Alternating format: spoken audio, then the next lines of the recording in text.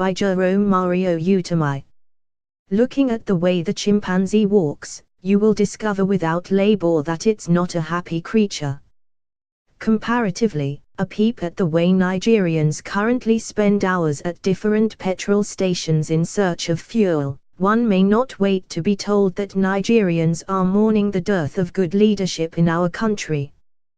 This leadership challenge has also portrayed us as a nation where tribal loyalties are stronger than a common sense of nationhood, thereby making our situation both hydra-headed and native. Consequently, if we look honestly at the realities of our national life, it is clear that we are not marching forward but groping and stumbling, we are divided and confused. Our moral values and our spiritual confidence sink, even as our material wealth ascends. From clamor for the nation's restructuring to economic gloominess. From independent people of Biafra, IPOB, quest for secession to the Operation Python dance. Others include the Niger Delta Avengers' declaration of their decision to continue with hostility in the one-time oil-rich volatile region, the incessant and excruciating pains visited on the citizens by the unexplainable fuel scarcity, among other. Again, casting a glance at these challenges faced as a nation will further reveal that they all share a common denominator called the defective constitution. A constitution that has used tiny details to prevent the government at the center from looking at the bigger picture.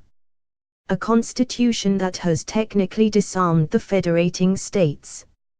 And a constitution that has made Abuja appear as a general surrounded by many lieutenants. Ending this vicious circle of chaos come 2018 and beyond will require making Abuja less attractive via devolution of power. That section of our constitution that vested so much power at the center needs to be revisited. This is necessary as the masses are aware that the disproportionate posture of our nation's political framework is fueling these absurdities in leadership. Therefore, to make 2018 and beyond politically fruitful for all, urgent step to correcting these imbalance needs to be taken by reworking our constitution to reflect a true fiscal federalism. Another important part of the nation's 1999 constitution that calls for urgent amendment is the second chapter. A peep into this chapter will reveal a portion with a very long list of what ordinarily could have been very beneficial to the citizenries and at the same time solve the multifaceted challenges bedeviling the nation if it were at par with the provisions and status enjoyed by similar items as contained in Chapter 4.